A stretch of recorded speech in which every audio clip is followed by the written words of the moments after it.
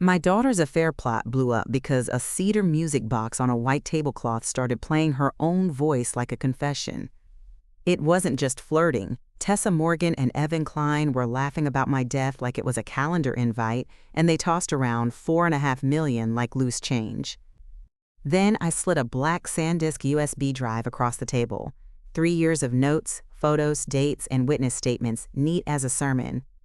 My hands shook so hard I had to pin my wrist under my napkin, and my stomach dropped like I'd missed a stair. Deshaun's face went gray, like all the hope drained out through the bottom of his chair. Back in March 2021, I was in my basement workshop under that one buzzing fluorescent light I keep meaning to replace.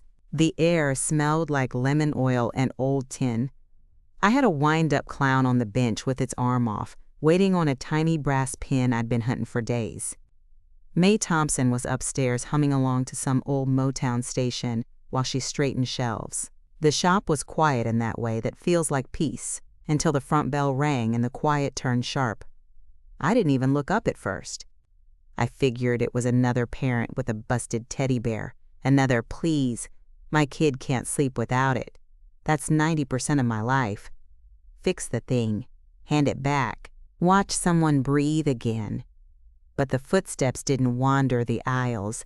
They came straight for the basement door. And I knew that rhythm. Tessa came down the stairs wearing a blazer like she was headed to court, not to see her mother, not to sit on my stool and steal one of my mints like she used to. She held her iPhone like it was an ID badge. She smiled, but it didn't land. She didn't ask how I was. That was the first thing I wrote later. And no, I didn't write it for drama. I wrote it because it stung. "Hey, Mom," she said, bright and quick. Then her eyes traveled over my bench, the tool wall, the metal cabinets, like she was counting exits. I wiped my hands on my apron and tried to keep my voice normal. "You're early. Everything okay?" "Oh yeah, totally." She stepped closer and touched the wind-up clown with one finger like it might bite her. "Busy, you know how it is." I waited. That's a mother thing. You wait for the real reason. Tessa didn't sit. She stood at the edge of my workbench and said, casual as a weather report, "So have you ever had the building appraised recently?" There it was. Not, "How's your blood pressure?" Not, "Are you sleeping?" Building. My mouth went dry. Why would I? "I'm just thinking ahead," she cut in, too fast. "Like retirement planning. Savannah real estate is nuts right now. People are getting over $1 million for places that used to be, well, you know." Her question sounded like an estate sale. I tried to laugh it off. "I'm not going anywhere. I still like what I do." "Right, but you can like what you do and still be smart," she said, and she did that HR manager tone. Soft, supportive steering. Like maybe you sell and downsize. Something easier. I stared at her. Downsize to what? A hobby? A corner? She shrugged like I was being dramatic. "Mom, I'm just saying you don't have to work yourself into the ground." And here's the part that makes me mad, even now. Part of me wanted to be grateful. My kid is worried about me, look at her being responsible. But my gut didn't buy it. My gut never buys it. Tessa's eyes flicked to the filing cabinet by the stairs, then back to me. "Do you still have all your paperwork organized? Like your will and all that?" That word will hit my ribcage. "Why are we talking like I'm already in the ground?" I asked, and my voice came out sharper than I meant. Tessa blinked. Nobody said that. She did say it, though, not with words. With the direction of the conversation. With the way she wouldn't meet my eyes for more than a second. "Okay," I said. "Slow. Talk to me. What's going on?" She sighed like I was the one making this hard. "Nothing's going on. It's just, you know, Ray always wanted things planned." Raymond. My late husband. My sweet, stubborn Ray. Gone since 2009. And still she could pull his name out like a prop. I swallowed. "Your dad wanted you safe. He didn't want you circling." Tessa's jaw tightened. Then she leaned in and lowered her voice, like we were sharing a secret. "How much is the trust?" There it was. The number. The air in the basement felt smaller. May's humming upstairs sounded too cheerful for what was happening in my face. I didn't answer right away. I watched her fingers tap once, twice, on the edge of my bench, impatient. "Mom," she pressed, "just tell me." And this is where, I'm going to be honest with you, I could have lied. I could have softened it. I could have made it vague and floated away on the denial cloud. But Ray didn't raise me to play dumb. "It's 1.2 million, I said, and it's locked. Tessa's pupils went wide for half a second. Not shock, hunger, like I'd just opened a fridge in front of someone starving. "Locked?" she repeated, and her voice cooled. "What do you mean locked?" I kept my hands flat on the bench so she wouldn't see them tremble. "I mean, your father and I set conditions. Your father set conditions. And Harold Whitaker has the paperwork." Tessa's lips parted, then closed again. She did a quick swallow like she'd tasted something bitter. "Harold," she said, almost to herself. "Okay." That's when I realized she already knew the attorney's name. I felt heat crawl up my neck. "How do you know Harold Whitaker?" Tessa lifted her chin. "I don't. I've just heard you mention him." "No," I said. "I haven't." Silence, just the buzz of that light and the faint music upstairs. Receipts don't care about tears. And I didn't have receipts yet. I only had instinct. Tessa let out a short laugh that wasn't real. "Mom, why are you acting like I'm doing something wrong? I'm your daughter." "Then talk like one," I snapped.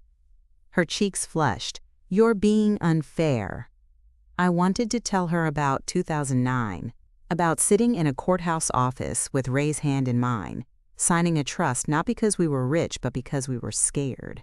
Because Ray was sick before he was gone, and he saw things in people sometimes, little flashes that I tried not to see. But I didn't, not yet. I just stared at my child and tried to find the old version of her in the angles of her face. She didn't blink first. That's what scared me. "Fine," she said, backing up a step. "If it's locked, when does it unlock?" And there it was again, timeline talk. I exhaled through my nose. "It unlocks when the terms are met. That's all you need to know." Tessa's smile came back, pasted on. Okay, I was just asking." She turned like she was going to leave, then stopped and added, like an afterthought. "You should really think about selling. You'd be set. And honestly, it's a lot for one person to manage. My shop, the place I built with Ray, the place where kids' heartbreak gets fixed." She said it like it was a burdensome couch.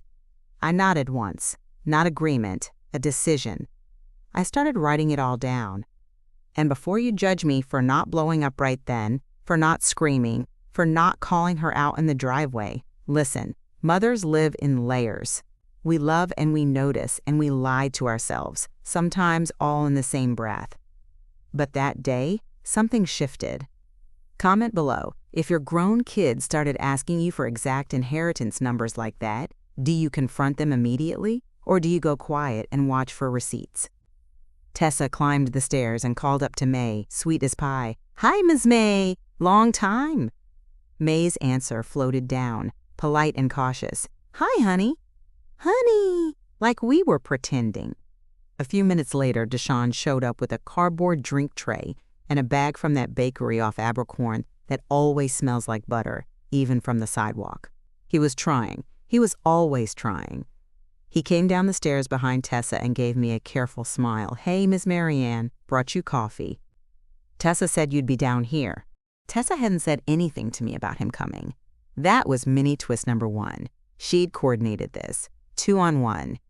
"She's been worried about you," Deshawn added, and he shot Tessa a look like, "See, I'm backing you up." Tessa touched his arm, affectionate on the outside. "We just want you to be taken care of." I took the coffee and set it down without drinking. "That's kind, thank you." Deshawn's eyes dropped to the wind-up clown. "You're fixing that one for the museum guy?" "Yep," I said. "He's picky." Deshawn chuckled. Then his smile faded. He leaned closer and lowered his voice like he didn't want to embarrass his wife. "She's been stressed at work. Lot of changes. New people." Tessa's head snapped up. "Deshawn." He held up a hand. "I'm not saying anything bad. I'm just..." "We're not doing this," she said, too sharp, too sudden, and then she caught herself and forced a laugh. "Sorry, I'm just tired." Her phone buzzed on cue. She flipped it face down so fast it was almost a reflex. Deshawn saw it, so did I. My daughter keeps her phone like a weapon, and we were all pretending not to notice. Tessa cleared her throat and aimed herself back at me. "So, if the trust is locked, then what about everything else? The house, the shop, your accounts, do you have beneficiaries set up properly?" Deshawn blinked. "Babe, why are we talking about this right now?" "Because it's responsible," she said, and her tone had that same HR calm. "People don't like to talk about end-of-life planning, but it's necessary." I stared at her and thought, end of life, I'm standing right here. I stood up from my stool, slow, so she'd feel the weight of it. "I'm gonna say this once. I'm not selling my shop. I'm not discussing my beneficiaries in my basement like this is some kind of meeting. And I'm not entertaining anymore. Responsible. Questions that sound like you're reading off a checklist." Tessa's smile twitched. "Wow." Deshawn looked between us, confused and embarrassed. "Ms. Marianne." "Deshawn, honey," I said, gentler to him. "Go upstairs and sit with May for a minute. I need to talk to my daughter." Tessa's eyes widened. "No, he can stay." That told me everything. She wanted witnesses. She wanted pressure. She wanted me to feel outnumbered in my own workshop. I pointed toward the stairs. "Please." Deshawn hesitated, then nodded and went, slow and reluctant, like he was leaving a room where something might break. When his footsteps faded, Tessa's voice dropped. "You're making this into something it's not." I leaned in close enough that she could see the anger in my eyes. "Then stop acting like it is." She laughed, one sharp sound. "Mom, you don't understand how money works. You don't." I felt my face go hot. "I understand exactly how money works. It turns people into strangers." Tessa's eyes flashed. "Don't be dramatic." "I'm not being dramatic," I said. "I'm being awake." She stared at me, lips pressed tight, and then, mini twist number 2, she said, almost casually, "I have this new intern at work, Evan. He's really good with logistics and operations. He thinks small businesses like yours could get optimized." Optimized, like I was a problem. I held her gaze. "Why is your intern thinking about my business?" She shrugged. "Because I talk about you." "No," I said. "You talk about my assets." Tessa's phone buzzed again. She didn't flip it over this time. She just pressed it against her thigh like she was trying to quiet it. And that's the moment I knew there was another person in this room, even if I couldn't see him. I took a breath and let it out slow. "Okay," I said. "Bring your intern by. I'd love to meet the man who's thinking so hard about my life." Tessa's mouth opened a little, surprised. She didn't expect me to invite the snake closer. "Sure," she said, recovering fast. "He'd love that. He's really into vintage stuff." "Mm-hmm," I said. "I bet he is." Tessa went upstairs a minute later, all smiles again, like the basement conversation never happened. I heard her laugh at something May said. I heard her kiss Deshawn on the cheek. Performance. Clean. Bright. Then the front bell rang, and the shop door closed. I stood alone under that buzzing light and stared at the wind-up clown. I wasn't her mom in that moment. I was a number. I pulled my green hardbound notebook from the bottom drawer of my bench, the one I kept for restoration notes, and I wrote the date at the top like it mattered in court. March 2021. Tessa asked for the trust amount. She knew Harold's name. She talked about my end-of-life planning. She wants to bring an intern named Evan. I paused, pen hovering. Then I heard it. Upstairs, the faint metallic click of a filing cabinet drawer opening. May didn't open my cabinets. Not without asking. Not ever. My pen froze in my fingers, and my whole body went cold and steady at the same time. I turned off the basement light, took the stairs 2 at a time, and reached the shop floor just as the cabinet drawer slid shut. Tessa stood there with her hand still near the handle, smiling too big. "Oh," she said, sweet as syrup. "I was just looking for, those old family photos you mentioned." And behind her, the front bell chimed again. Another set of footsteps coming in. Not Deshawn's. Lighter, faster. A man's voice carried down the aisle, cheerful and confident. "Hey, Tessa, this the place?" Tessa's eyes flicked to mine, and the smile on her face didn't match the warning in it. That's when I saw him, Evan Klein, walking toward my back room like he already owned the air. Cut to black. Evan Klein came down my aisle with that bright, easy grin people use when they think charm counts as credentials, and he held out his hand like we were closing a deal instead of meeting in my shop. I didn't take it right away. I let him feel the pause. His eyes did that quick inventory sweep, register, display cases, the locked door to my back room, the stairs down to my workshop, like my life was a floor plan. Tessa hovered half a step behind him, smiling too hard. She wanted me to play along. She wanted the nice version of me, the one who says, "Oh, honey, of course, come right in." I gave her the version that survives. "So," I said, finally taking Evan's hand, "you're the intern?" He laughed like I had told a joke, only he got. "I mean, technically. I'm mostly helping with operations." "Operations," I repeated, and I felt my jaw tighten. "In HR." Evan didn't flinch. "Cross-functional. That's the world now." Tessa jumped in quick. "Mom, Evan's just smart. He sees opportunities." I looked at her. "Opportunity for who?" That landed. Just a little. Her smile wobbled for half a second and then snapped back into place. Evan stepped around her like she was scenery. "This place is incredible," he said, and he sounded sincere, which is the worst kind. "Historic district, foot traffic, niche service, emotional product. You could scale this." Scale, another word that makes my skin crawl. "This isn't yogurt," I said. "It's a toy shop." He chuckled again, then leaned forward toward the glass case with the antique tin soldiers. He didn't look at the toys like they were precious. He looked at them like they had resale value. People like Evan don't see you. They see the receipt. May stood behind the counter, very still, watching like she was waiting for thunder. Deshawn was near the front window with his coffee tray, trying to pretend he wasn't listening, but he was. His whole body was tense. Evan tapped the glass lightly. "Do you own the building?" I didn't even blink. "Why?" "Because if you do," he said, lowering his voice like he was doing me a favor, "you're sitting on a lot of dormant equity." Tessa exhaled, relieved, like, yes, this is the part. This is the professional, responsible conversation, not feelings. My chest felt tight, but my voice stayed steady. "I'm not selling." Evan lifted both hands. "No pressure. I'm just saying. A sale-leaseback could set you up. You'd keep the shop, free up cash, invest." "Stop," I said, one word, flat. He froze, polite smile still on. "Sure." I turned to Tessa. "You brought him here to talk me into selling my building. That's what this is." Tessa's eyes flashed, but she kept the tone syrupy. "It's not talk you into. It's just options. Options are for people who asked," I said. Deshawn cleared his throat. "Babe, maybe we should." Tessa snapped her head toward him. "Deshawn, can you not undermine me in front of my mother?" That was mini twist number one. Not Evan, not the building. The way she talked to her husband like he was an employee who spoke out of turn. Deshawn's face changed. He tried to laugh it off, but it didn't reach his eyes. "I'm not undermining you. This feels weird." Evan stepped back like he didn't want to be in the middle, which was hilarious, considering he was the middle.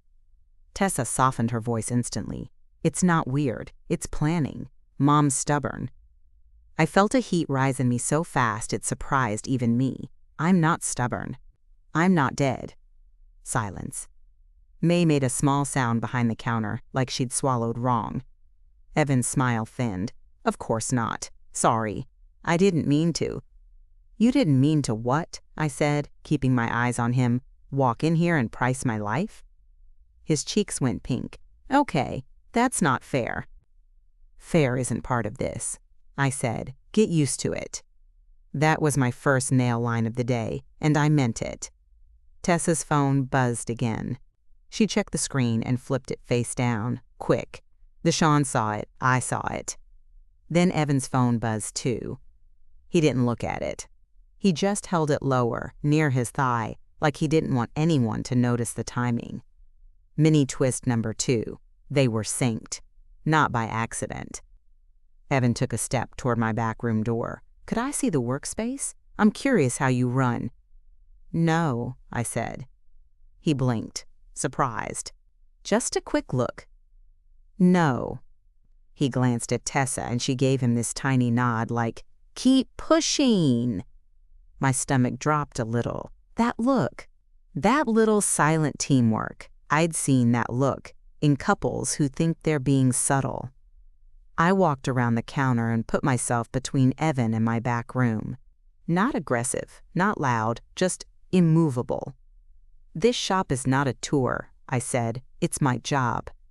Evan backed off, smile back in place like a mask. Totally. I respect that. I do. He turned, casual, and his eyes landed on the filing cabinet again, the one Tessa had been near a few minutes ago. Lots of paperwork, huh? I didn't answer. Tessa jumped in. Mom keeps everything. She's like old school. Old school. Like my carefulness was a cute personality quirk instead of a reason we still had a roof after Ray died. I leaned toward Tessa and lowered my voice so Evan couldn't hear. You went into my cabinet. Her eyes widened like she'd forgotten I wasn't stupid. No, I didn't. Don't lie to my face, I said. Her nostrils flared. I didn't. I literally didn't. Then why is the drawer slightly crooked? I asked. And why does May look like she wants to disappear? That landed harder. Tessa's gaze flicked toward May. Sharp. May kept her eyes down. Tessa leaned in, smiling like we were sharing a mother-daughter moment. Her voice turned cold underneath it. You are embarrassing me. I met her smile with my own. Good. Second nail line. Short, mean, true. Evan clapped his hands softly like he was wrapping up a meeting. Anyway, Marianne, it was great to meet you, really. If you ever want to talk options, I'm around. I'm sure you are, I said. He started toward the door, then paused. One more thing. Have you ever thought about franchising? Your brand is strong. My brand, I repeated, and I laughed once. It's my name. Evan nodded like he understood, then walked out. The bell jingled behind him. Tessa exhaled like she'd been holding her breath. Okay. That didn't go how I thought. Deshaun stared after Evan through the window. Who is that guy, Tessa? An intern, she said too fast. Deshaun turned his head slowly. No, seriously. Tessa's face tightened. Why are you acting like this is some big conspiracy? Because it is, I thought. Instead, I said, calm and quiet, Deshaun, honey, can you take those coffees upstairs with May? I need 5 minutes with my daughter. Tessa's eyes flashed. No, he's my husband. And I'm your mother, I said. 5 minutes. Deshaun hesitated again. Then, in a tiny move that mattered, he picked up the tray and went upstairs without arguing. He didn't look at Tessa when he left. Mini twist number 3. Her husband chose me. Not out of spite. Out of fear. When we were alone on the shop floor, Tessa crossed her arms. So what's this about? Are you going to lecture me? I'm going to ask you a question, I said, and I want a straight answer. She rolled her eyes. Fine. Why does your intern know about my building, I asked, and why did you go into my cabinet? I did not. Stop, I said. I'm not doing word games with you. Tessa stared at me, jaw clenched. Then her voice softened in that way that used to melt me when she was a teenager. Mom, you're paranoid. That was the gaslight. Clean and simple. I nodded slowly. Okay. She blinked. Okay? Yep, I said, because if I'm paranoid, you won't mind me calling Harold Whitaker right now and asking if anyone has requested copies of my documents. Her face changed so fast it was almost funny. Why would you do that? She snapped. Because I'm paranoid, I said. Third nail line. She opened her mouth, then closed it. Then she stepped closer, lowering her voice. Mom, if you call Harold, you're going to make it seem like you don't trust me. I held her gaze. I don't. Silence. For a heartbeat, I saw the old Tessa, the little girl who used to cry when she broke a vase and thought she'd ruined the world. Her eyes got shiny. Her throat moved like she swallowed something thick. Then it vanished, like a switch flipped. "Fine," she said, voice flat. "Call him, make a scene, whatever." She turned on her heel and walked upstairs. I didn't follow, I didn't chase, I didn't plead. Chasing turns you into prey. I pulled out my iPhone 13 Pro and called Harold Whitaker from the back room, doors shut, heart pounding like I was about to confess to a crime. Harold answered on the second ring, voice calm and lawyer neutral. "Mary Ann." "Harold," I said, "I need you to tell me something, and I need you to be blunt." A pause. "Okay. Has anyone requested copies of my trust documents?" I asked, "or tried to get information through your office?" Another pause. Longer. My stomach tightened. "Harold." He cleared his throat. "2 days ago, someone called claiming to be you." I felt my whole body go cold. "What?" "They had your address," he said, careful. "They knew the basic structure of the trust. They asked for a digital copy emailed to a new address." My mouth went dry. "Did you send it?" "No," he said. "I told them I required an in-person signature and photo ID. They got irritated." "Irritated," I repeated, and my hands started shaking again. Harold continued, "Mary Ann, I wasn't going to bother you with it. People try things. But if this is connected to what you're feeling—" "It is," I said, and my voice cracked. I hated that it cracked. "Did they give you a name or an email address?" Harold sighed. "They asked me to send it to a Gmail address. It was something like Tessa.Morgan, HR consult." My vision blurred. Not crying yet. Just rage flooding my eyes. That was receipt number 1, and it came from my own attorney's mouth like a verdict. I pressed the heel of my hand against my forehead. "Harold, that's my daughter." Silence on the line. Heavy. Then Harold said quietly, "Mary Ann, are you safe?" "Define safe," I whispered. He didn't answer that. He went into lawyer mode. "I can flag your file. I can require a password phrase. I can lock down any distribution requests. But I need you to do something too." "Tell me," I said. "Freeze your credit," he said, "today, and call Wells Fargo to add verbal authentication. Also, change your online banking passwords and do not use anything connected to your daughter. Birthdays, pets, names." My throat tightened. "Harold, why would she?" He cut in gently. "Because people don't start with stealing money. They start with stealing access." Fourth nail line. I ended the call and sat on the little stool in my back room, staring at the wall like it might explain my child to me. Then my phone pinged. An automatic email from Chase. Subject: New login to your Chase account. My lungs stopped working for a second. I opened it with shaking fingers. It listed the time 10 minutes ago, and a device type 1 didn't recognize. Mini twist number 4. It wasn't just documents. It was my money. Right now. I called Chase immediately, voice tight, and went through the whole miserable process of proving I was me. The customer service woman was kind, but kind doesn't undo betrayal. She confirmed there had been a login attempt and a failed password reset request. She asked if I wanted to put an alert on my account. "I want a wall," I said. She didn't laugh. She just said, "I understand," and helped me lock it down. When I finally stepped back out onto the shop floor, May was waiting by the counter with her hands clasped together like she'd been praying. She didn't ask questions. She just said softly, "She took pictures." My chest tightened. Pictures of what? May looked toward the filing cabinet like it was radioactive. I saw her phone, the screen. She was, snapping the folders. I closed my eyes for a second. "Did you see which folder?" May swallowed. "The one with Ray's name." Ray. My knees went weak, just for a moment. Then the anger snapped me upright. "Okay," I said, voice low. "Thank you. That's important." May's eyes were wet. "Mary Ann, I'm sorry." "Don't be," I said. "You're not the one doing this." I started to walk toward the cabinet, then stopped. Because if she photographed it, she already had it. So I did the next thing a woman does when she finally accepts she's in a fight. I went to my Lorix camera app. I pulled up the footage from earlier. There she was, Tessa, standing at the cabinet, opening the drawer, pulling folders partway out, holding her iPhone 15 over the pages, snapping quick photos, then sliding everything back like she'd never touched a thing. Then, in the next clip, Evan stepped in and his eyes went straight to the same drawer. Not the toys, not the shop, the drawer. Mini twist number 5. Evan wasn't there for operations. He was there for my paperwork.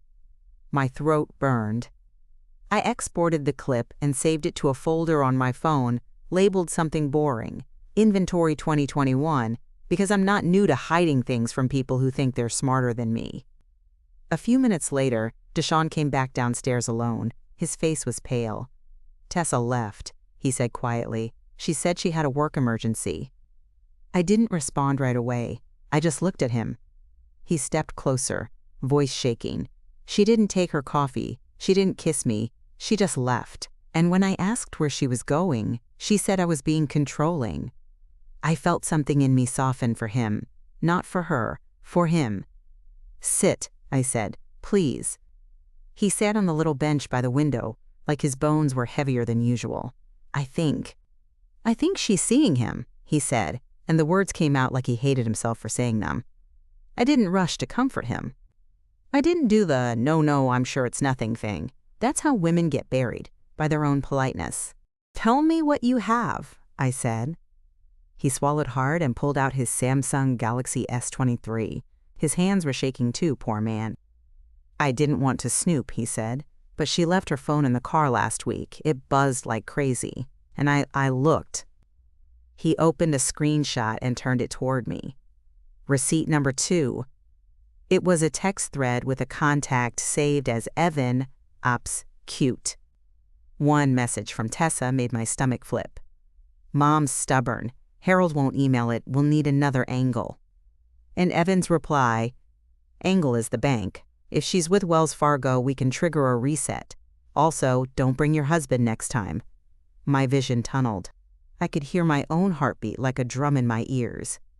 Deshaun's voice cracked. What does that mean? Trigger a reset. Marianne, what does that mean? It means, I said, and my voice came out low and steady in a way that scared even me. They're trying to get into my accounts. Deshaun covered his mouth with his hand like he was going to be sick. I stared at the screenshot again, and one detail caught my eye, tiny, at the top, the date. This wasn't months old. This was last week. It wasn't a phase. It wasn't stress. It wasn't a misunderstanding. It was a plan. I looked up at Deshaun, and I saw something hard set into his face under the heartbreak. He wasn't just sad anymore. He was waking up. He lowered his hand. What do we do? I took a slow breath and felt the decision settle into my bones. We stop talking, I said, and we start documenting. 5th nail line. Deshaun nodded, eyes glossy. Okay. Then the front bell chimed again.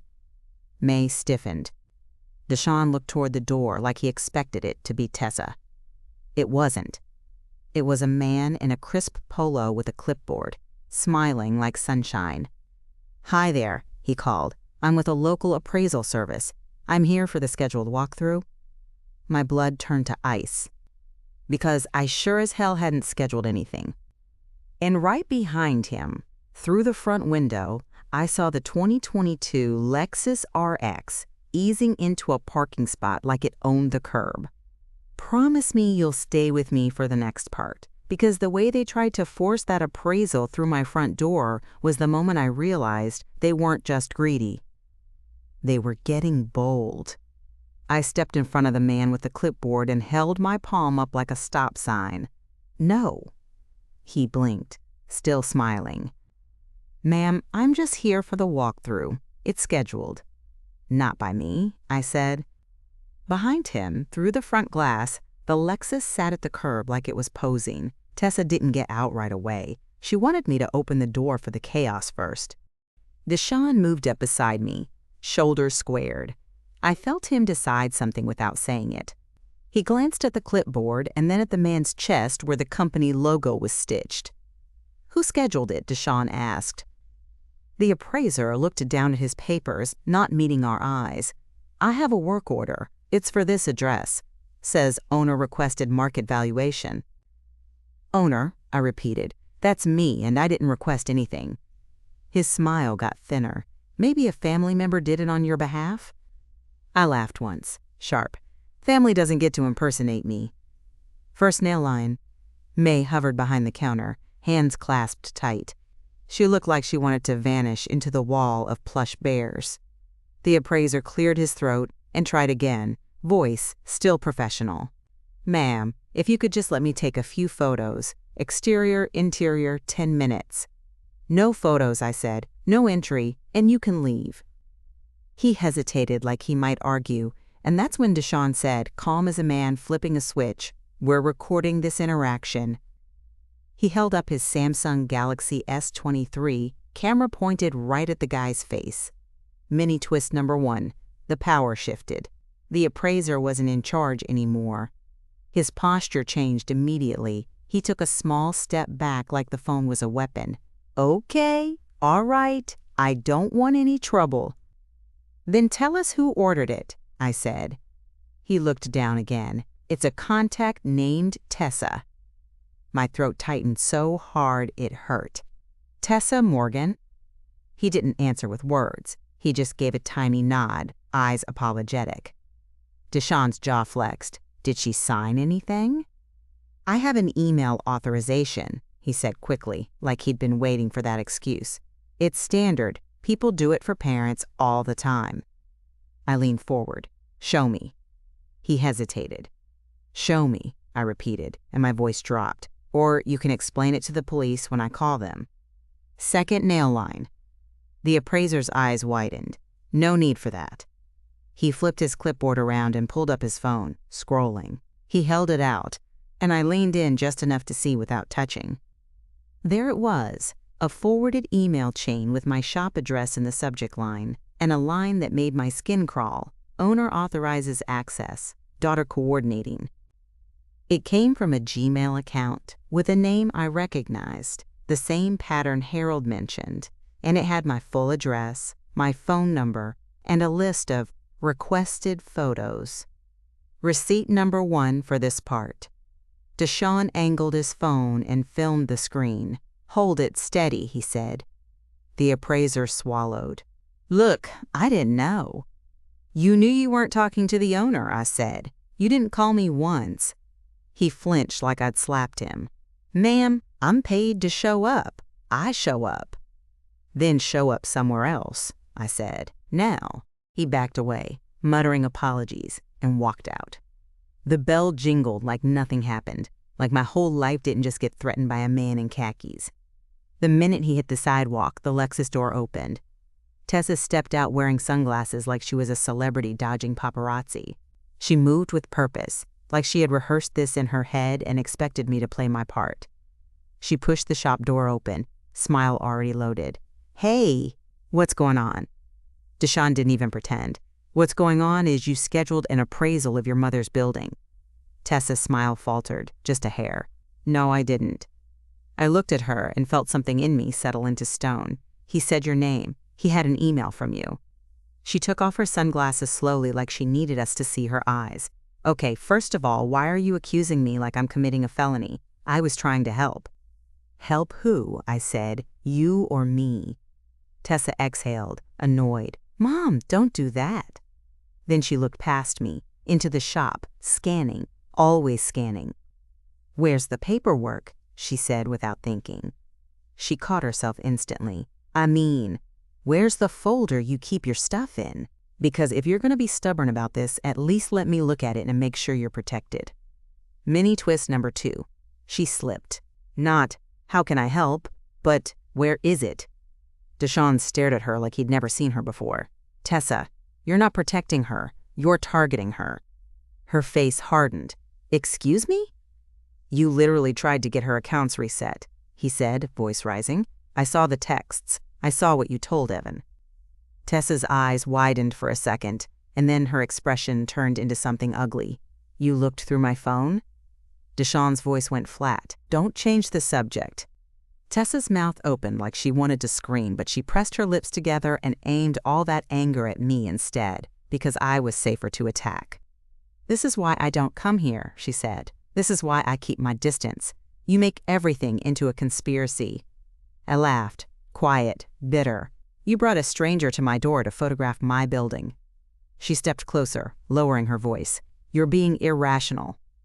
Third nail line. I didn't move. "I'm being awake." Her eyes flashed. "Mom, you're 62, you're alone, you don't understand the world anymore." That one hit. Not because it was true, because it was her saying it out loud like she'd been practicing. May made a small sound behind the counter, like a gasp she tried to swallow. Deshawn took a step forward. "Stop talking to her like that." Tessa turned on him, sharp. "You don't get to tell me how to talk to my mother." He didn't back down. "I do when you're trying to rob her." Tessa's face went cold. The sunglasses in her hand creaked a little. "Wow, okay." Then she did something I didn't expect. She smiled again. And this smile wasn't for me. It was for whoever was watching this play out in her head. "Fine," she said lightly. "If you're both going to be like this, I'll just handle it through proper channels." "What channels?" Deshawn asked. Tessa shrugged. "Adult channels." She turned toward the door like she was done, but she paused, hand on the handle, and looked back at me with a softness that felt rehearsed. "I love you," she said, "even if you hate me right now." Then she walked out. Mini twist number 3. She stopped negotiating and switched to threats. The bell jingled, the Lexus started, and she was gone. For a full minute, none of us spoke. It was like the shop was holding its breath. May finally whispered, "Marianne, what does proper channels mean?" I didn't answer her right away because my brain was already sprinting down a corridor of worst-case scenarios. I walked to the door, flipped the lock, and pulled the shade halfway down. Not all the way, just enough to make the street feel far. Then I turned to Deshawn. "We're leaving our phones on us at all times," I said, "and we're changing every password today." Deshawn nodded, eyes glassy. "Okay." "And you're going to forward me those screenshots," I said, "every single one." He swallowed. "I have more." My stomach sank. "How many more?" He looked down at his phone. "A lot." He started scrolling, and each time his thumb moved, my chest tightened. There were texts about my bank, texts about Harold, texts about getting access. There were jokes that made my skin crawl. Little laughing emojis next to words like old lady and stubborn. Then Deshawn stopped on one and his voice went thin. "This one, I didn't want to show you." "Show me," I said. He turned the screen toward me. Receipt number 2 for this part. It was a message from Evan. "If she won't cooperate, we go legal. Guardianship is faster than probate." I stared at it until the words stopped looking like English and started looking like a threat carved into wood. "Guardianship," I whispered. May's eyes widened. "That's when they take your rights?" "Yep," I said, and my voice sounded distant even to me. "That's when somebody convinces the court you can't manage your life." Deshawn's face crumpled. "She wouldn't do that." I looked at him. "She already did this." Fourth nail line. He swallowed hard, then nodded like he'd just swallowed something sharp. "Okay," I said, forcing myself back into motion. "Harold, now." I called Harold Whitaker again and put him on speaker. He answered quickly this time, like he'd been expecting me. "Marianne," he said, voice tight. "I was just about to call you." My stomach dropped. "What?" "There was a second attempt," he said. "Different approach. Someone emailed my office claiming you'd suffered a fall and your daughter was assisting with your affairs." I felt my vision blur. Not tears, rage. "I didn't fall," I said. "I know," Harold replied, "but they attached a PDF, an unsigned medical note, and asked me to expedite documentation due to declining capacity." May made a choking sound. Deshawn whispered, "Oh my God." Harold continued, "I'm telling you plainly, this is escalating. I want you to come into my office tomorrow morning. And Marianne, do not meet with your daughter alone." "Harold," I said, voice shaking, "can she actually file for guardianship?" "Yes," he said. "Anyone can file. The question is whether it holds. But even a weak petition can cause chaos. Court dates, evaluations, temporary orders. It's designed to overwhelm you." Mini twist number 4. The stakes weren't just money anymore. It was my autonomy. I pressed my fingers against my forehead, trying not to fall apart in front of May and Deshawn. What do I do? "You do 2 things," Harold said. "You document everything, and you preempt. We can create updated legal protections, medical directive, durable power of attorney with someone you trust, and explicit restrictions." "Not her," I said immediately. "Not her," Harold agreed. Deshawn's voice cracked. "I'll do it if she needs someone." I cut in gently. "Honey, I love you, but that makes you a target." He nodded, swallowing down the hurt. Harold said, "Pick someone outside the immediate conflict. Luis Ramirez, perhaps? Or another trusted friend." Luis, Ray's old friend who still brought me peaches from his backyard every summer like I was family. "Luis," I said, "yes." Harold told me what to bring: IDs, banking statements, the trust paperwork, and any evidence of fraudulent attempts. I ended the call and immediately opened my Lorex camera app again. I scrolled through more footage: Tessa taking photos, Evan looking at the drawer, the appraiser at the door. I saved it all. Then I did something that felt humiliating but necessary. I took out my green, hardbound notebook and started writing like a woman building a case against her own child. Dates, times, words, the exact phrasing of proper channels. May sat at the little table near the window and watched me like she was keeping me tethered to reality. Deshawn paced, then stopped and said, "There's something else." My pen paused. "What?" He looked like he might throw up. "Evan isn't an intern." I stared at him. "What do you mean?" Deshawn unlocked his phone again and pulled up an email. His hands were steadier now, like shock had turned into focus. "It came to our shared inbox," he said. "She must have forgotten it routes to me, too." He handed it over.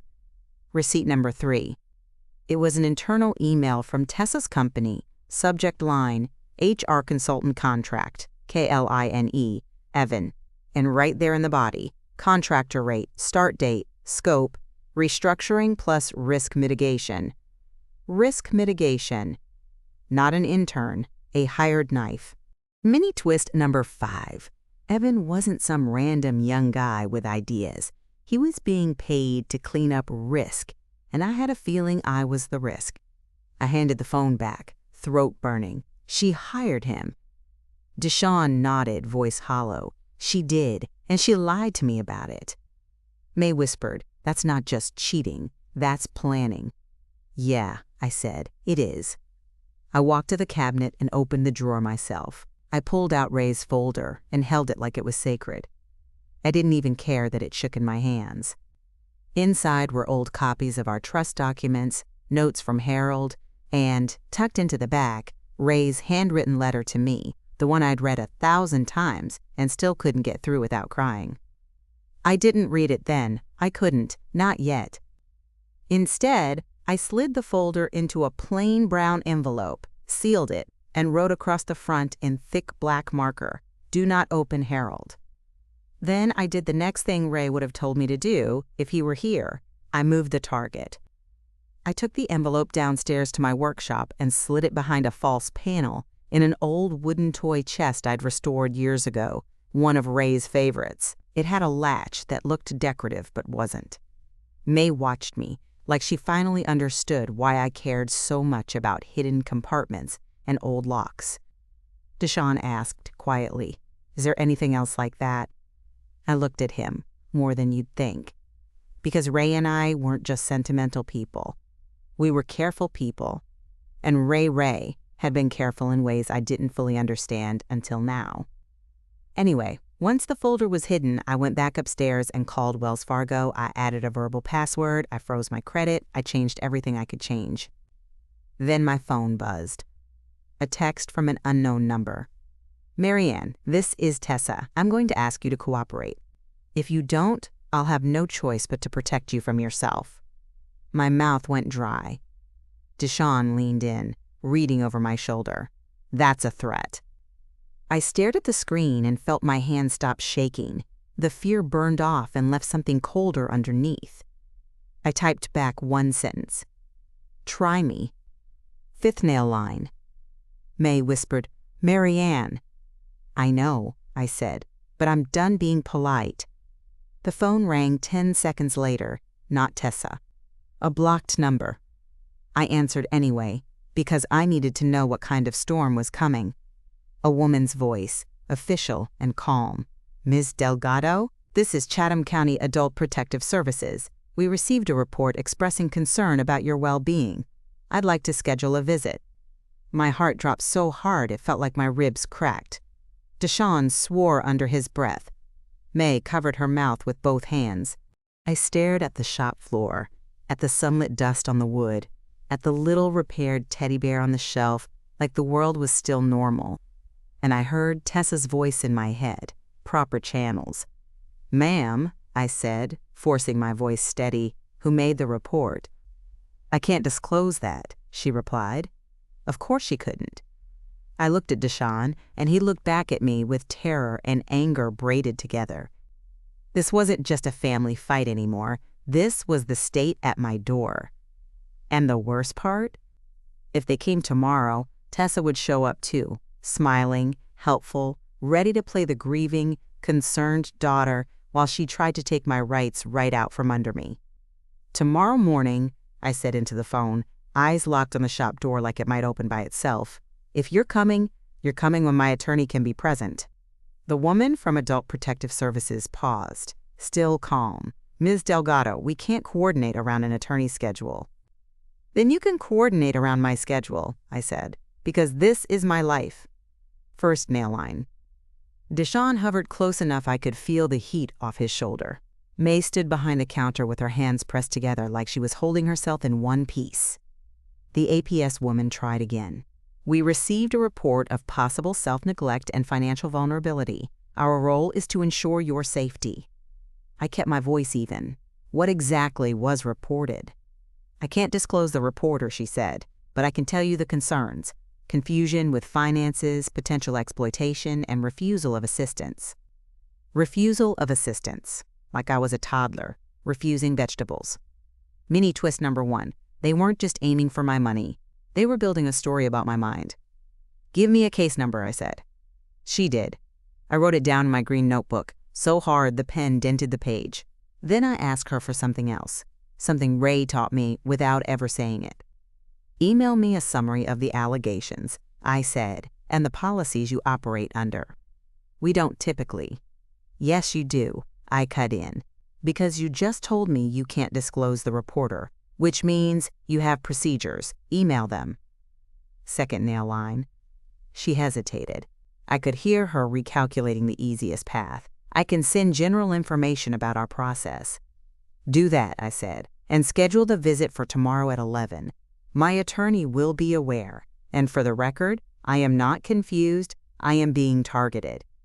She went quiet for a beat, then said, 11 a.m. tomorrow. "Thank you, Miss Delgado." When I hung up, my hands weren't shaking anymore. That scared me more than the shaking. Deshawn exhaled like he'd been holding his breath for 10 minutes. "They're really doing this." "They already did it," I said. "This is just the paperwork catching up." May whispered, "Can they take you?" I looked at her. "Not if we don't let them write the story." We moved like a little unit after that. Quiet, quick, purposeful. Deshawn pulled the shade down fully and flipped the sign to closed, even though it was the middle of the afternoon. May locked the side door. I took my iPhone and called Harold Whitaker again. Harold didn't waste time. "Marianne, I'm meeting you at my office at 9 tomorrow instead, not 11. "That early?" I asked. "Because," he said, "I received a voicemail from someone claiming to be your daughter's legal representative." My stomach dipped. "She has one?" "I don't know," he said, "but they use the words emergency guardianship." Mini twist number 2. Tessa wasn't just threatening, she was already moving. I closed my eyes for a second and felt something hot try to rise, but I pressed it back down. What do I do tonight? Harold's voice turned firm. You don't meet her. You don't argue. You gather receipts. And you assign your medical and financial directives to someone you trust, someone she can't bully. Luis, I said immediately. Good, Harold replied. Get him to my office tomorrow. And Marianne, if anyone shows up at your door tonight, you call the police, not me. I swallowed. Okay. When I ended the call, Deshaun was staring at his phone like it had teeth. Marianne. What? He held it out. I just got an alert from Wells Fargo. I felt my heart stutter. On my account? He nodded, face pale. It's not a transfer. It's a new external account added for verification. My throat went tight. How? I don't know, he said, voice cracking. It says a request was submitted. That was the moment my planning turned into pure survival. I called Wells Fargo immediately, and the customer service representative confirmed it in a voice so casual it made me want to scream. Someone had attempted to add an external account to link and transfer funds. It had been flagged because I'd just added the verbal password and changed my credentials. Receipt number 1 for this part, I asked them to email me confirmation of the blocked request. They did. I watched the email land in my inbox like a bullet dodged by an inch. I forwarded it to Harold and then to myself again, because I didn't trust anything to exist in only one place. Deshaun stared at the floor and whispered, "They were going to drain you." "No," I said, and my voice came out colder than I expected. "They were going to train you to watch it happen." Third nail line. May flinched a little at my tone, and I softened just enough to keep her from falling apart. "May, can you go upstairs and make tea? Something strong?" She nodded fast and disappeared like she needed a task to keep breathing. Deshaun stayed with me in the back room while I opened my Lorix app again. I pulled up the footage from earlier, Tessa in my cabinet, Evan's eyes on the drawer, the appraiser at my door. I exported everything twice and saved it to my phone under boring names. Deshaun watched in silence, and then he said something so small I almost missed it. "She didn't even look guilty," he whispered. I didn't look up. "Because she thinks she's right." He swallowed hard. "I married a stranger." "Yeah," I said, "and I raised one." We sat with that for a moment, the kind of quiet that makes your ears ring. Then my phone buzzed. A new email, this time from APS, with general information attached. It was bland, bureaucratic, and it still made my skin crawl. What mattered was the timestamp. I screenshotted it and saved it to my inventory folder.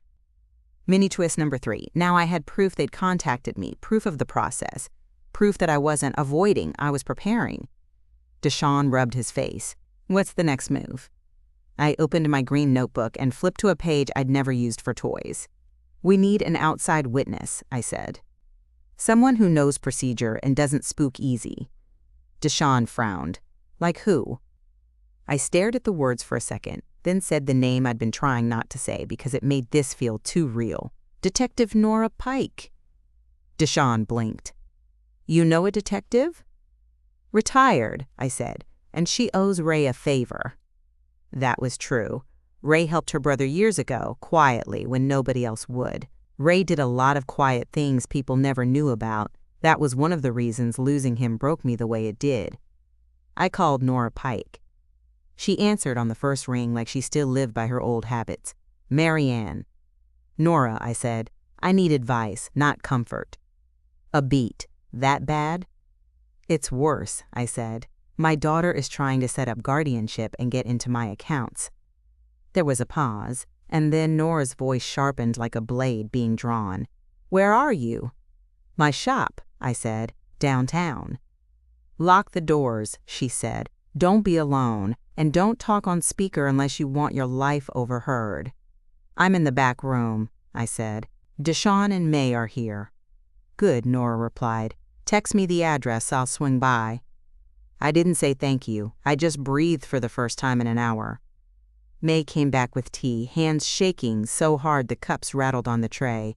I took mine and let the heat burn my palms, because pain keeps you present.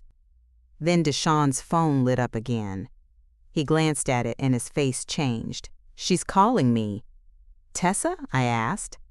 He nodded. "What do I do?" I didn't hesitate. "Don't answer. Let her leave a voicemail. Voicemails are receipts." Fourth nail line. He swallowed and let it ring out.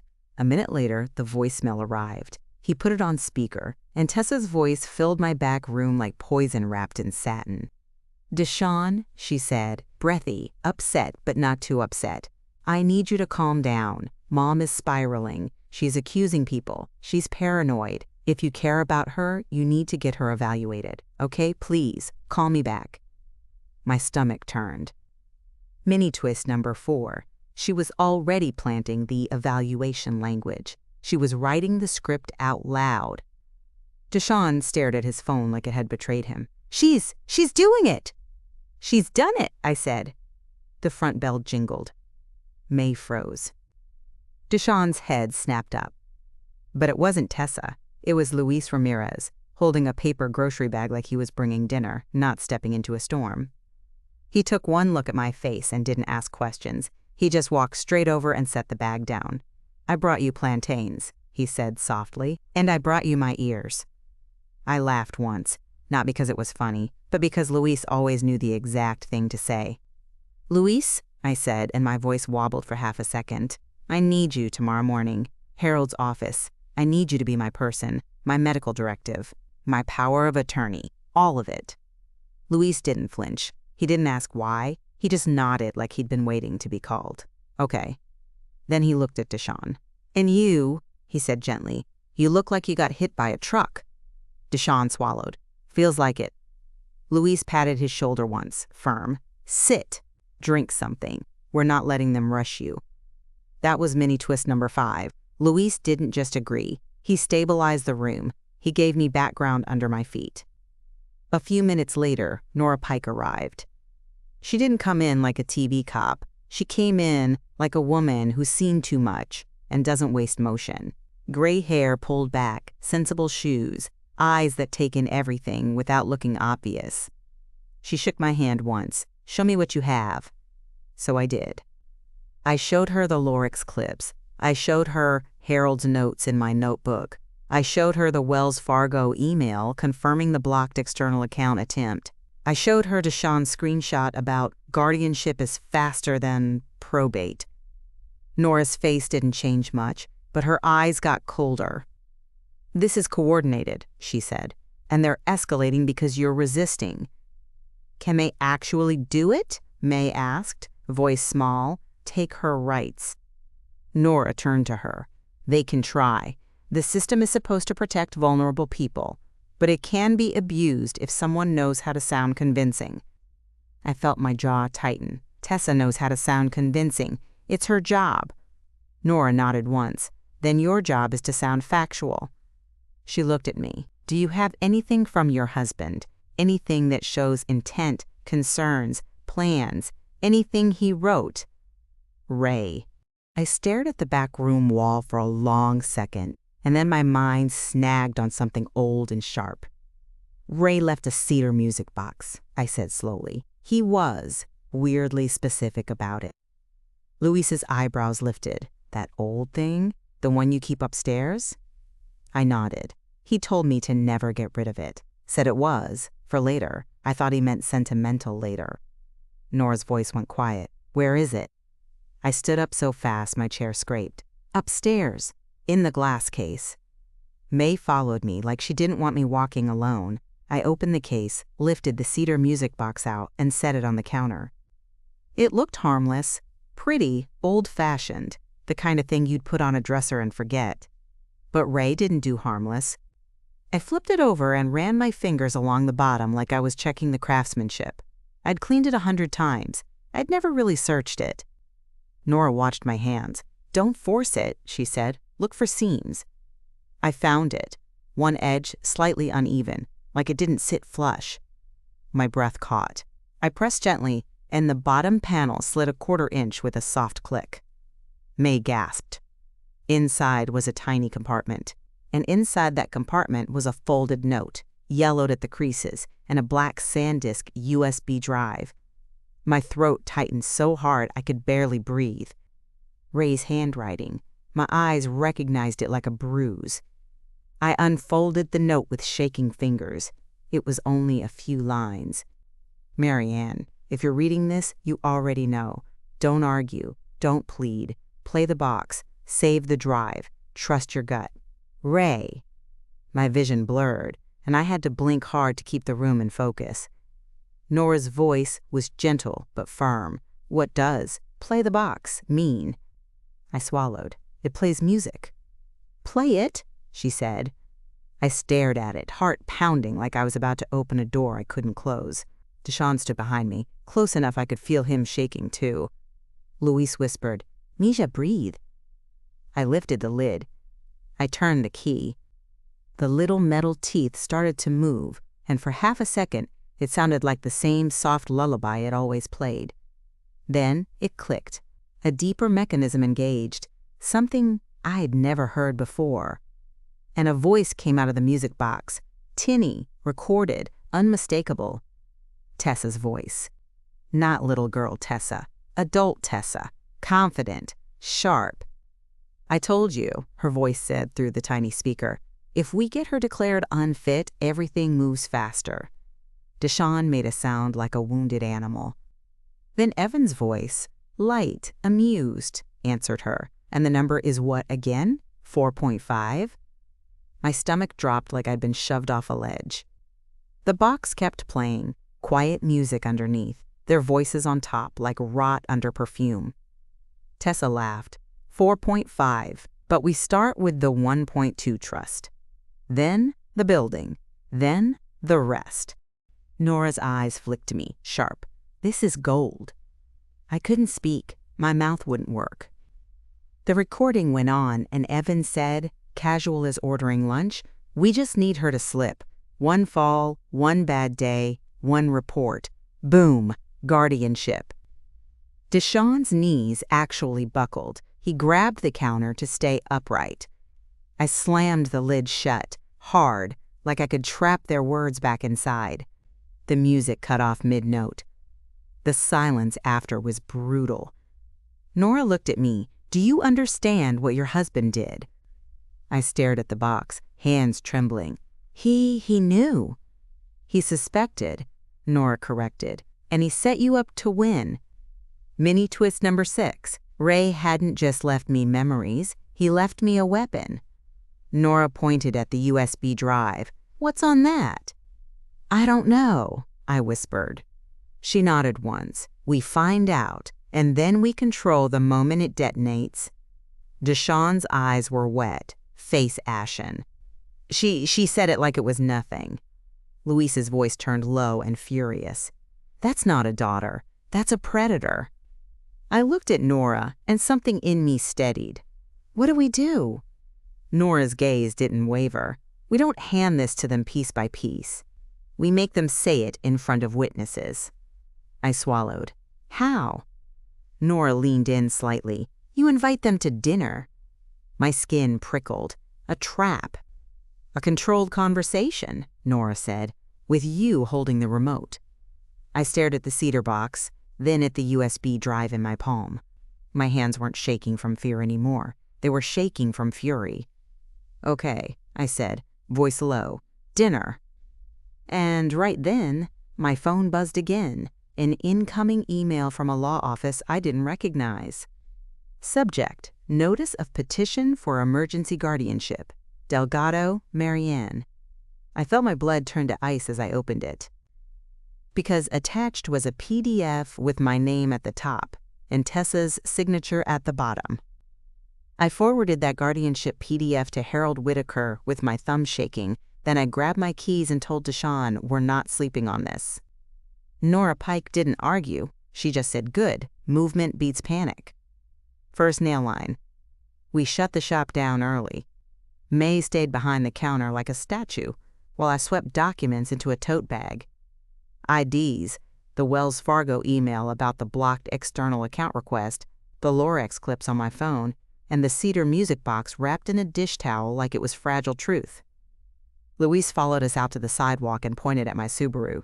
"You drive," he said. "I'll follow in Deshawn's truck. Nobody gets you alone." So yeah, when you realize your own kid is trying to take your rights, you stop being embarrassed about having a convoy. Harold's office felt too clean for what we were bringing into it. Beige carpet, framed diplomas, the smell of old paper and coffee that's been reheated too many times. He looked at my face and didn't waste a second. "Before anything else," he said, "we're locking your medical directive and your durable power of attorney. Luis, you're willing?" Luis nodded once, steady. "Yes." Harold slid the documents across the desk, and I signed with a pen that suddenly felt heavy. I hated that I had to do this like I was preparing to die. Harold watched my hand and said quietly, "This isn't surrender. This is fencing." Second nail line. Then he turned his monitor toward us. "Now, that petition." He opened the PDF, and I saw it again. My name at the top like I was the problem, and Tessa's signature at the bottom like she was the solution. Harold's mouth tightened. "They filed it through a small firm in town. We can respond today, but I want one more thing in the file." "A doctor," Nora said. Harold nodded. "A capacity letter. Someone neutral. Someone with credentials. It kills the confused storyline." An hour later, I was sitting in a clinic exam room answering basic questions like a student who resents the test. Name, date, the president, how to spell world backward. It was humiliating, and I did it anyway. Because pride doesn't pay court fees.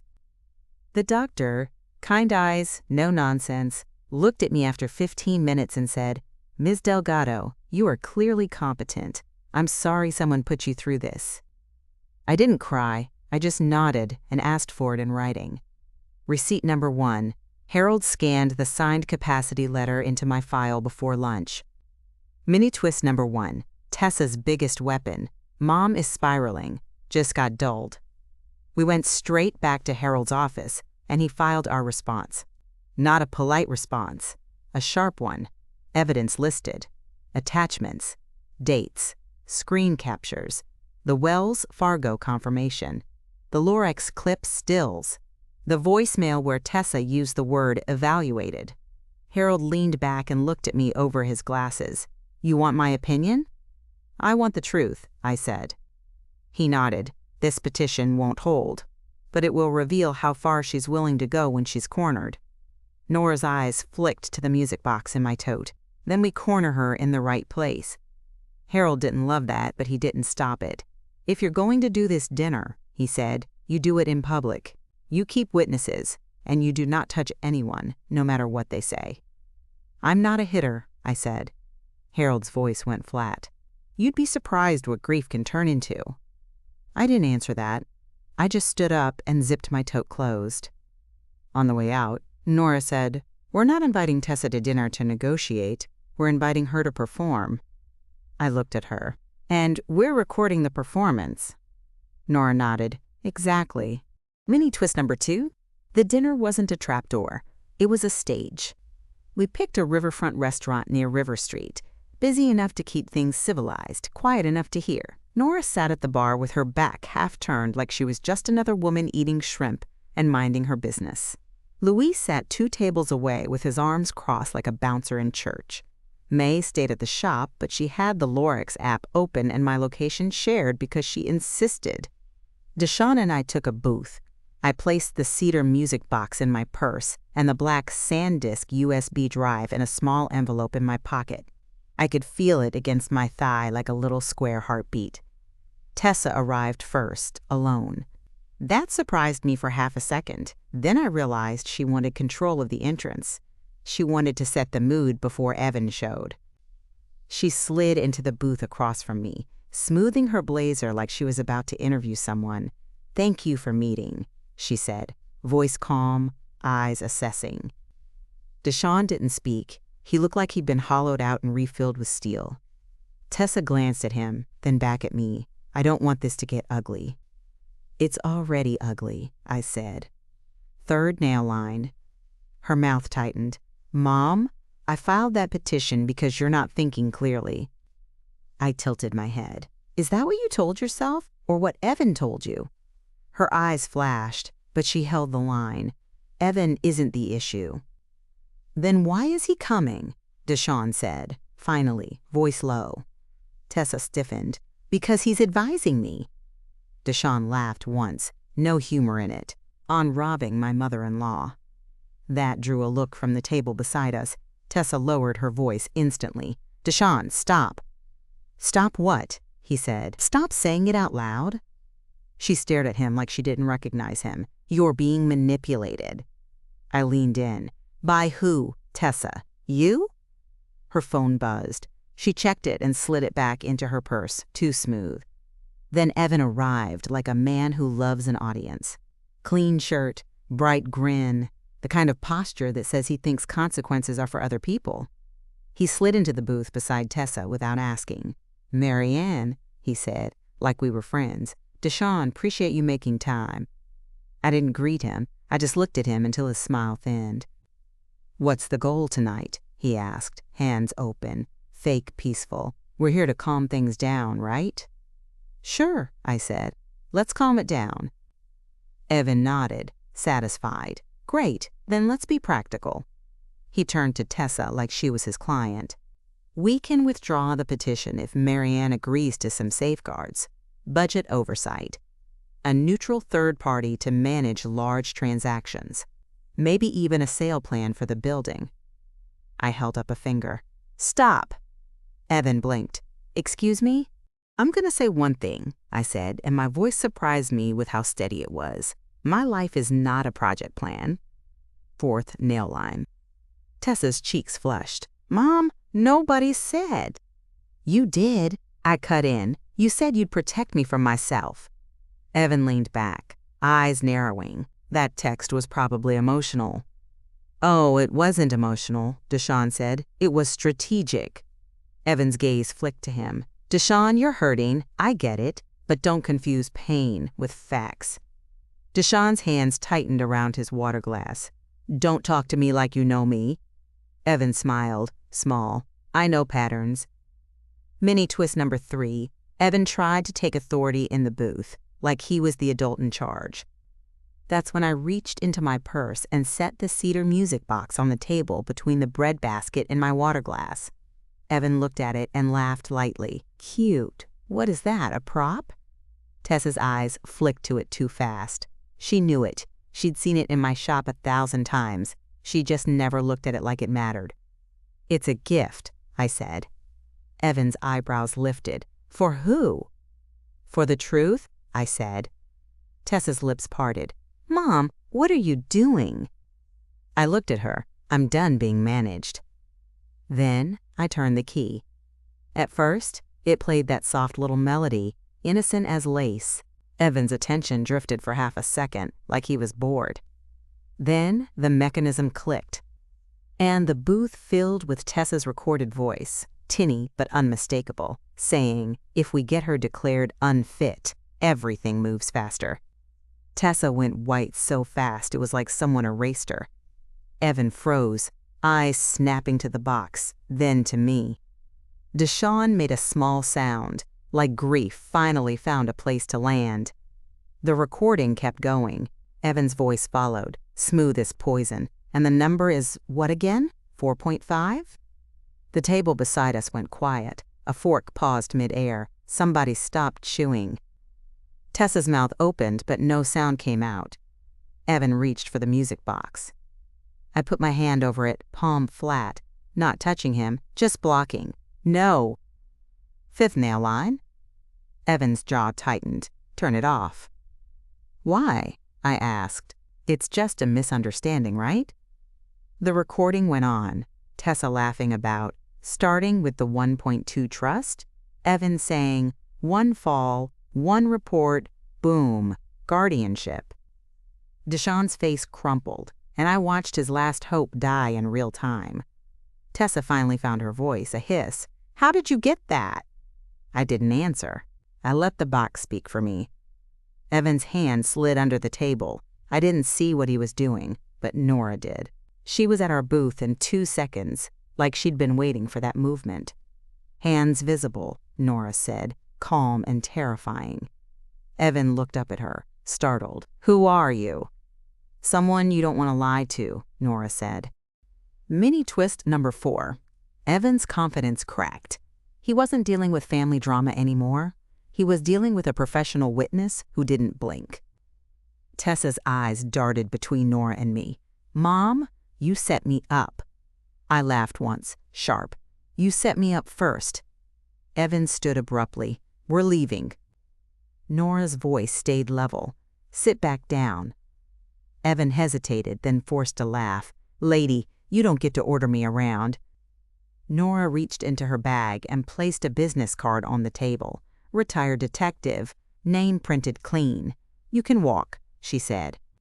"But if you walk, you're walking into a report with audio evidence, fraud attempts, and a malicious guardianship filing. That's a whole lot of trouble for a guy who's just consulting." Evan's throat moved. He sat. Tessa's hands were shaking now, and she hated that. "This is insane," she whispered. "You're ruining my life." "No," I said. "You tried to steal mine." Receipt number 2. I pulled out my phone and opened the Wells Fargo confirmation email, blocked external account attempt, and turned the screen toward the middle of the table so even Evan could see the timestamp and the notes. Evan's eyes flicked over it, and I watched his calculation change. He recognized the line he'd written in those texts. The angle is the bank. Line wasn't theoretical anymore. Deshawn leaned forward, voice broken and hard. "You told her to keep me away." Tessa flinched. "Deshawn." He cut her off. "You were going to put her under guardianship. You were going to sell her shop. You were going to drain her accounts." Tessa's eyes filled, but it wasn't remorse. It was rage at being exposed. "I was trying to protect her assets." "Assets?" I repeated softly. "I'm your mother." Evan looked at Tessa like she was failing. "We need to stop talking." Tessa snapped. "Don't tell me what to do." There it was, the real dynamic. Not lovers, not partners, client and handler. Mini twist number 5. Tessa wasn't in control the way she thought she was. Evan was steering her, and now she could feel the wheel slipping. Nora tapped the edge of the music box lightly. "We're done here," she said. "You have 2 choices. Withdraw the petition tonight and stop contacting Mary Ann, or we take this to law enforcement first thing in the morning with a full packet." Evan sneered, trying one last time to be bigger than the moment. "You don't have standing." Nora didn't react. She just looked at him like he was a bug on a window. Try that line in front of a judge. Tessa's shoulders slumped a fraction. She looked at me, eyes wet, and for 1 second, just one, I saw fear. Not fear of losing me. Fear of losing everything she'd been reaching for. "You don't understand," she whispered. "I needed." "What?" I said. "More?" Tessa swallowed. "I needed security." I nodded slowly. "Then you should have built it, not stolen it." Evan shoved his chair back. "We're leaving." Nora stood too. "Go ahead." Evan grabbed Tessa's wrist. She jerked her arm away like she suddenly hated being touched by him in public. Then she stood on her own, lifting her chin like she could still salvage dignity. "I'll withdraw it," she said, voice thin. "Okay? I'll withdraw it." Nora nodded once. "Tonight, in writing." Tessa's eyes flicked to her phone. "I can email the firm." "Do it," Nora said. "Now." Tessa typed with shaking fingers. Evan stared at her screen like he wanted to snatch it and rewrite it. When she hit send, I watched her shoulders drop as if she'd just lost a war she didn't think she could lose. And then, because people like Evan don't walk away clean, his phone buzzed. He glanced at it and his face tightened. Deshawn noticed. "What?" Evan stood fast. "Nothing." Deshawn's voice rose. "What is it?" Evan pushed past the booth, and Nora moved just enough to block him without touching. "You can go," she said, "but you're not taking anything that isn't yours." Evan's eyes flashed. "I'm not taking." Deshawn lifted his phone and spoke like a man who'd finally found his spine. "You already did." You used Tessa's Chase card for $15,000 in consulting expenses last week. I found the statement in our shared account. Evan froze. Tessa turned her head so slowly it was terrifying. What? Deshawn's voice broke. I didn't tell you because I wanted proof first. But yeah, 15 grand.